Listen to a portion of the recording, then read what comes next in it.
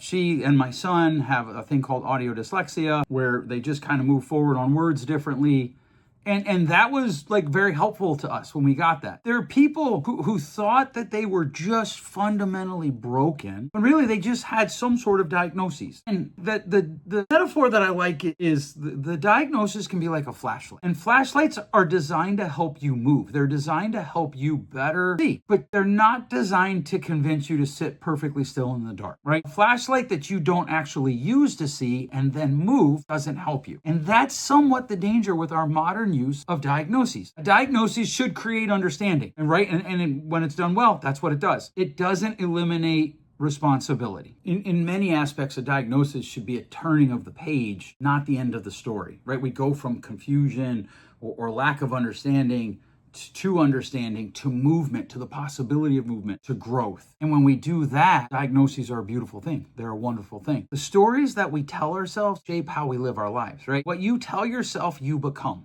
What you say about yourself, you become. Because when you talk, you hear yourself talk. Right now, as I'm recording this, there's no one else in the room. The only person hearing what I'm saying is me. And if I say I struggle with anxiety, that leaves space for me to create movement. That leaves space for growth. But if I say I am anxious, that creates identity. If I say I am anxious, the unspoken part, and sometimes spoken out loud, is that's just who I am. And when we do that, something moves psychologically in our brain, and it is like a vice trapped around our feet. We no longer move. Now the anxiety is no longer an experience. It's my personality. It's a permanent identity. It's a lens through which everything gets interpreted. And I see this even with physical diagnoses, right? I see people get some very serious physical diagnoses, maybe not fatal, but ones that just upend their lives. And invariably, the ones who create more movement in their lives, the ones who respond in a more healthy manner, they don't make it their identity. They make it an experience. They make it something they're living through. Because as humans, we protect our identities fiercely, even unhealthy ones. We don't care.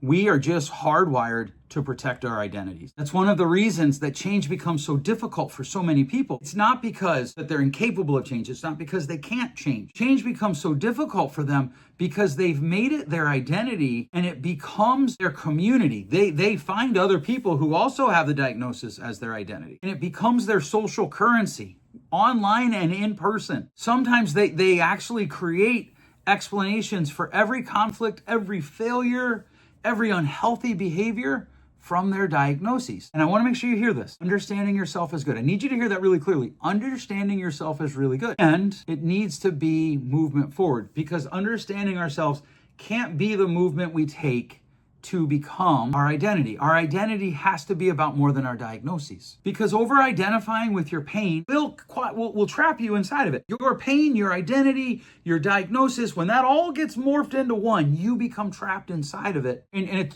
you almost start to wonder, and I've sat with people and they've literally said this to me, I don't know if getting healthy is worth the risk. And here's the thing, if you listen to last week and if you heard me talk, and sometimes people have said, like last week I mentioned, when I talk about social media, sometimes I feel like I'm back in the old conversations about spanking.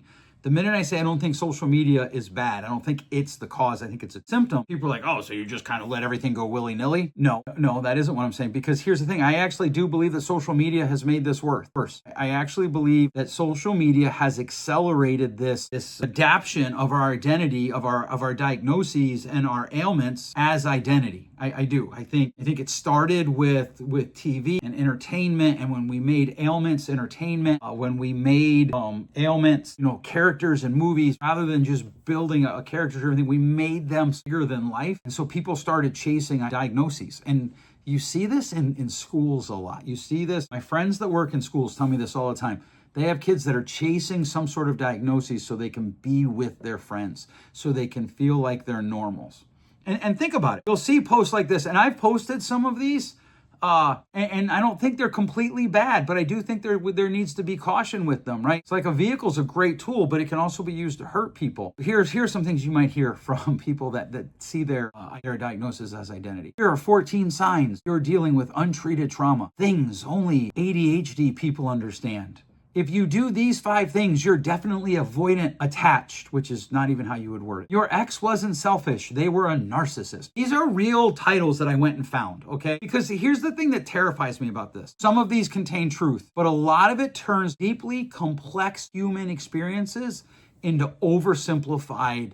And when we do that, people start interpreting their whole lives through diagnostic language, and it just doesn't work. Every conflict is trauma. Every disagreement is trauma. And if everything's traumatic, nothing's traumatic. And that just fires people. Every uncomfortable emotion becomes pathology. And eventually people stop asking, what can I do next? And they start saying, what label explains me? Well, that label right there, that's the one that explains me. And this is a dangerous movement. This is dangerous because when we explain things without movement, we stagnate. And when we stagnate, we fail to grow. And anything in life that stagnates rots. It dies and it rots. How else to say that? It just does. And the hard part is pain is real. And I've talked about this a lot the last few months, but so is your agency to operate even with pain. I don't ever want somebody to say, oh, so you're saying mental illness isn't real? Of course not. Of course I'm not saying that. I am literally devoting most of my adult life to helping people with mental illness. Depression is real. Trauma is real. Anxiety is real. ADHD, addiction, they're all real. But your struggle being real doesn't mean it gets to become the ruler of your life. And one of the cruelest things we can do to people is convince them that they are powerless against their diagnoses and their circumstances. Because now the diagnosis stops being about gaining information and learning how to grow, and it becomes destiny. It becomes this thing that they can't overcome. That's just dressing up hopelessness in clinical language. And that is no help. There's a really big difference between this affects me and this defines me. The one, it just automatically leaves room for growth. The other says, no, this is who I am and there's nothing else that I can do. It's resignation.